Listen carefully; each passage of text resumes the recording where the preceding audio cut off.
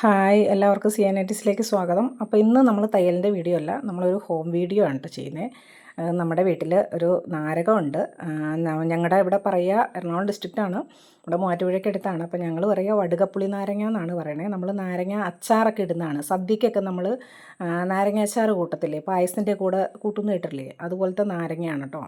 അപ്പോൾ കുറേ നമ്മൾ പറിച്ചു, ഒരു 40 കിലോയോളം നമ്മൾ പറിച്ച് കടയിലൊക്കെ കൊടുത്തു. അതിൻ്റെ ബാലൻസാണ്, വാർക്കയുടെ മുകളിലോട്ട് കുറേ ഉണ്ടായിരുന്നു, അതെല്ലാം നമ്മൾ ആദ്യമേ പറിച്ചു. കാരണം പഴുത്ത് വാർക്കയുടെ മുകളിൽ ചാടിയാൽ നമ്മൾ കാണത്തില്ലല്ലോ.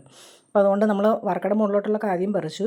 പിന്നെ ബാലൻസ് ഇതാ കിടക്കുന്നതാണ്, എല്ലാം പഴുത്തു തുടങ്ങി, പഴുക്കാത്തതും ഉണ്ട് കേട്ടോ.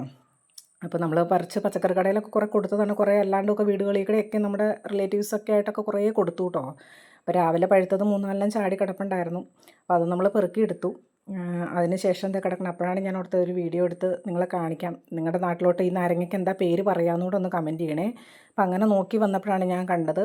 ഒരെണ്ണം ഞാൻ രാവിലെ പെറുക്കിയെടുത്തപ്പോൾ കണ്ടില്ല, അതിന് അടിക്ക് സ്ലാബിൻ്റെ അടിക്ക് കിടപ്പുണ്ടായിരുന്നു. അപ്പം ഞാനിത് വീഡിയോ എടുത്തുകൊണ്ടിരുന്നപ്പോഴാണ് കണ്ടത്. അപ്പോൾ അതാണ് ടൈം പെറുക്കി എടുക്കുന്നത്.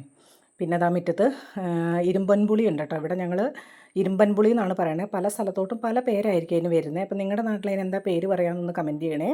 ഇവിടെ ഇരുമ്പൻപുളി എന്നാണ് പറയുന്നത്. ഇത് അതിൻ്റെ മുകളിലോട്ട് നിറയെ പൂത്തറുണ്ട് കേട്ടോ. പൂത്തിപ്പം ചെറിയ പുളി പിടിക്കുന്നേ ഉള്ളൂ, ഉണ്ടായി വരുന്നേ ഉള്ളൂ. കുറേ കഴിയുമ്പോൾ നിറയെ ഉണ്ടാവും. അതിൻ്റെ മുകളിലും കുറേ നാരങ്ങ കിടപ്പുണ്ട് കേട്ടോ. അപ്പോൾ നിങ്ങളെ ഒന്ന് കാണിക്കാൻ